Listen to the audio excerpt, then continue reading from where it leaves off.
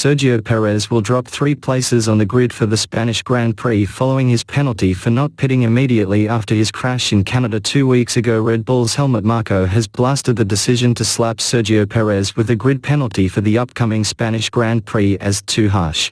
Despite his efforts in Barcelona, Perez will be demoted 3 places on the starting grid due to a penalty incurred at the Canadian Grand Prix. The sanction came after he lost control of his Red Bull, causing significant damage to the rear wing. Perez was instructed by his team to limp back to the pits rather than retire from the track, in a bid to avoid impacting teammate Max Verstappen's lead. However, the stewards deemed this move dangerous, resulting in a fine for the team and a sporting penalty for Perez.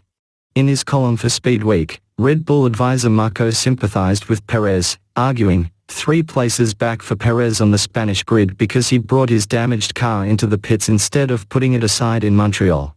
I think that's too harsh a punishment, because in a race with changeover conditions you have to bring your racing car back, especially when it's not immediately clear what the damage looks like.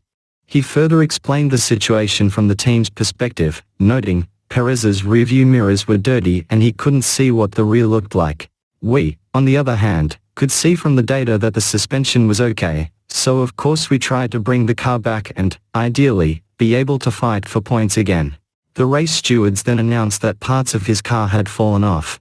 It's a breach of the sporting regulations for a car to be on the track in an unsafe state, with cars often instructed to pit or stop if they pose a risk to other drivers or spectators.